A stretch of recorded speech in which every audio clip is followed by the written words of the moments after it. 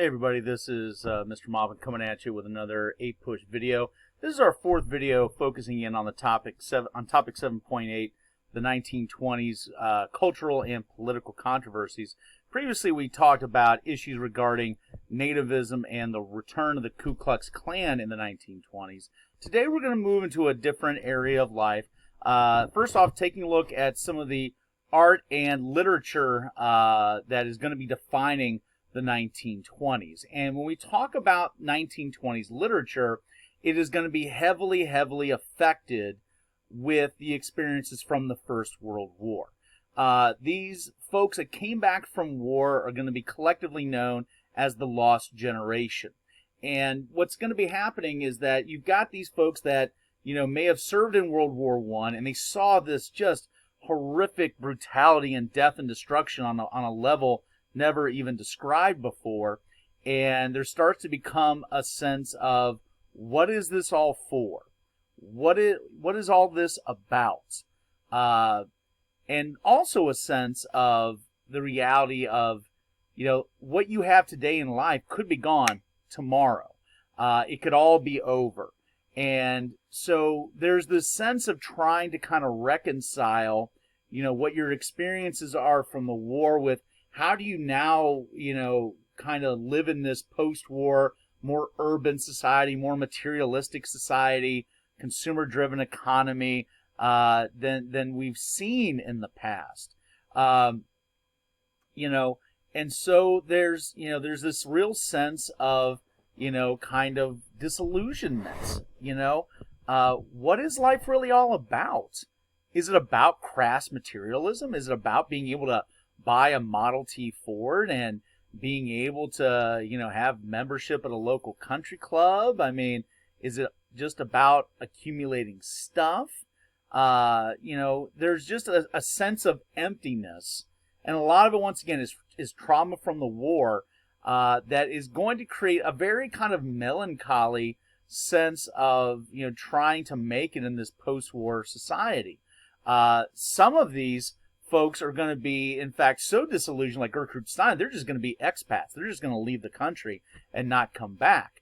Others, though, that are going to be more acclaimed, I would say, as literary figures, include F. Scott Fitzgerald. F. Scott Fitzgerald, most famously associated with writing the classic The Great Gatsby, which takes a look at matters of class and image and trying to, kind of find out who you are.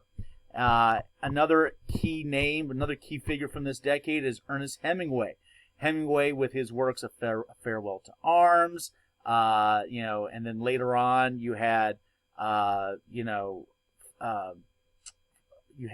had The Old Man and the Sea. There's a sense of, once again, trying to find yourself. What is life all about? And there's this real struggle for these folks to try to figure out life. And you saw it not just in their works, you saw it in their personal lives. F. Scott Fitzgerald had a horrible struggle with alcoholism throughout his adult life. Hemingway had tremendous battles with depression and unfortunately ultimately led to a suicide.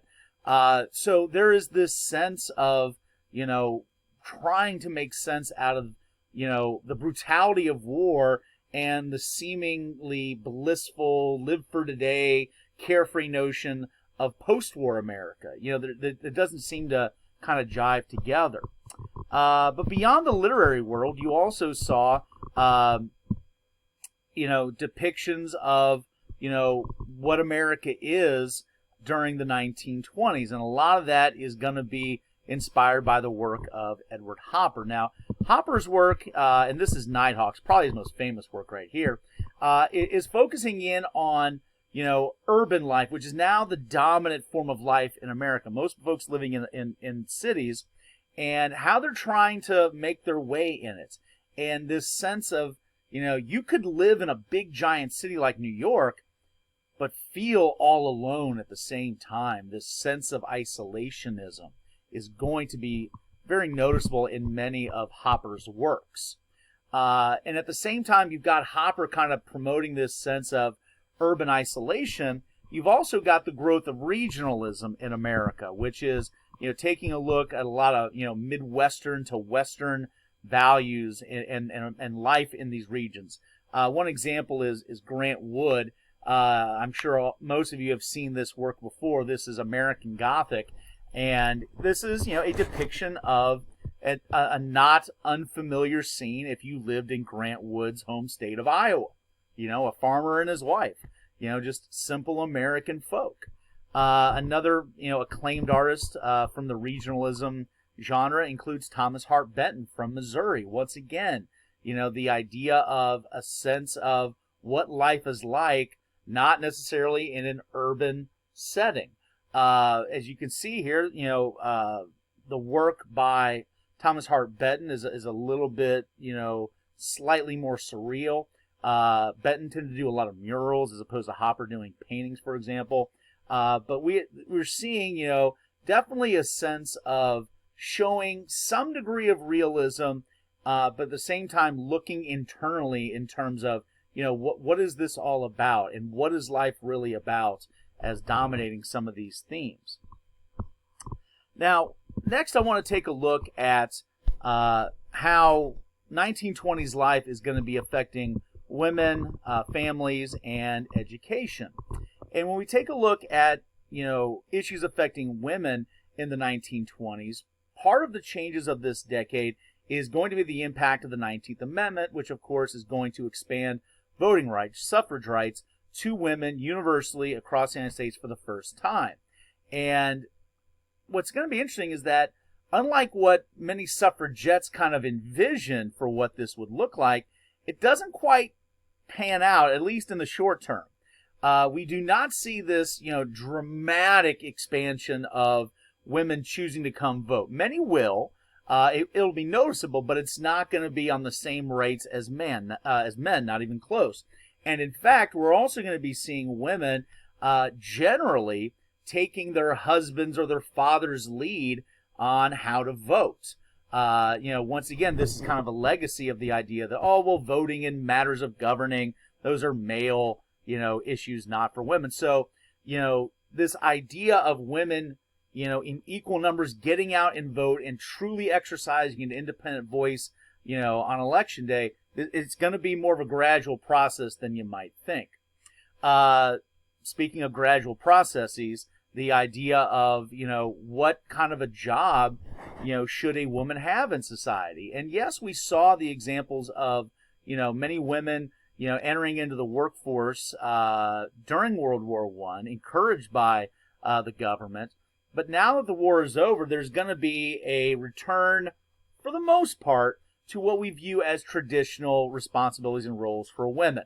If you grew up, in the 19 teens and the 1920s, most women, especially if you lived in more rural areas, more conservative areas especially, there was still this traditional value of, okay, as a woman, my basic, path in life is to find a good guy that provides and get married and have children and take care of the home and domestic responsibilities. And that's going to be the path for most women still. However, there's still going to be a minority of women that are going to be working outside the home. Most still out of a financial need for their families, but more now than we'd seen before in the past, doing it as a sense of, well, I just want to work. I want to be independent. But note, even for women working outside the home, we're still living in a society where we are very, very cognizant of gender and how we as a society view the roles of women in the workplace. And so you still saw the vast majority of women that did work outside the home working in jobs that fit in with that stereotype of what a woman's supposed to be doing. Usually some type of assistant work to a man, be it a nurse or a secretary, or fitting in the idea of, women are nurturing individuals. So teaching is a very popular job for women outside the home. Now, that being said, even though you can kind of start to see a little bit of, hey, things are kind of moving in a traditional way to some degree, this is not universal, especially if you are a young woman of a young woman living in the big cities of the time. And for many young women of the 1920s, they are going to be embracing this sense of 1920s youth that, You got to live for today. You got to live for now. You got to live for fun, live for enjoyments. And for many young women in urban areas, it is going to involve kind of breaking these shackles to some degree. And these young, independent-minded women of the 1920s are going to be known as flappers. And, this sense of exerting independence socially is going to be manifested in many different ways. Part of it is going to be through fashion. As you can see with these ladies right here, the very popular short bobbed hairstyle, as opposed to the long hair that you saw women have traditionally. You can see here more revealing clothes. Now, this is still pretty modest by modern standards, but the idea of, oh my gosh, you now got women that are exposing their whole arms and are showing their knees, and so there's more of a sense of, of willingness to, embrace, sexuality a little bit more. But it's not just that. It's also embracing a sense of equality in terms of mannerisms. Traditionally, we had this stereotype that women were more virtuous than men, and, therefore women could not engage in some of the more vice-driven activities that were associated with men. But that's going to break down a little bit with young women in the 1920s, where women are going to be more willing to, smoke cigarettes and drink alcohol and, go out and have a good time. More women dating, dating in a modern sense that we understand it to be, not, traditional courting where you would live with your parents and a man that, was interested in you would come to your parents' house and you would have, a dinner and maybe, hang out and sing songs around the piano and, a very well chaperoned, courting experience. Now you're seeing more of a traditional date where a guy picks up a woman and they go out in their car and they go see a movie or go to a baseball game and, who knows, maybe end up in a speakeasy, who knows. And so we're starting to get more of a modern sense of what this is going to be looking like. And speaking of, kind of breaking down some of these barriers, we are seeing flappers playing a key role in redefining sex and marriage. We still are still going to see, on the whole, the still traditional notion that sex should be saved for marriage, but we are seeing young people, especially, of the World War I veteran generation. Once again, you're living for now, you're living for today, and the idea of, well, if you're attracted to somebody, you might see making out and it might lead to sex. And so you're seeing more of this happen. So you're seeing an increase in premarital sex. Now, it's not at the level like it is today, but it's starting to move in that direction. And going along with that, an increase in the use of birth control. So you're starting to see some of these more modern concepts of sex starting to emerge, at least moving in that direction. We're also seeing, a shift in terms of how we view divorce. Now, still, the vast majority of people that got married did not get a divorce. It's still going to be slightly taboo, but it's becoming more common, especially folks living in urban areas. Take a look here. From 1920 to 1930, there's an increase from 12% to 16%. From about 1 in 8 marriages ending in divorce to now about 1 in 6. So still very unpopular, very uncommon, but it's becoming more mainstream compared to today, where it's much more mainstream. About 45% of marriages end in divorce today. And then when we look at, changes in education, formal education is becoming more and more of a norm for Americans across the country. Once again, especially if you're living in a big city, if you're living in an urban area. We're seeing states across the country expanding their compulsory education laws. Now in states you are requiring youth to be in school till age 12 or maybe 14. And because of that, now you're increasing the odds of kids going into high school and graduating from high school.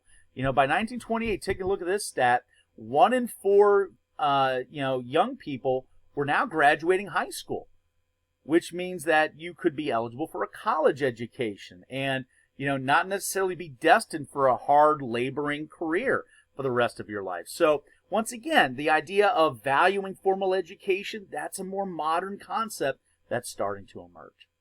Okay, we'll leave it there for now. We will see you next time. Bye-bye.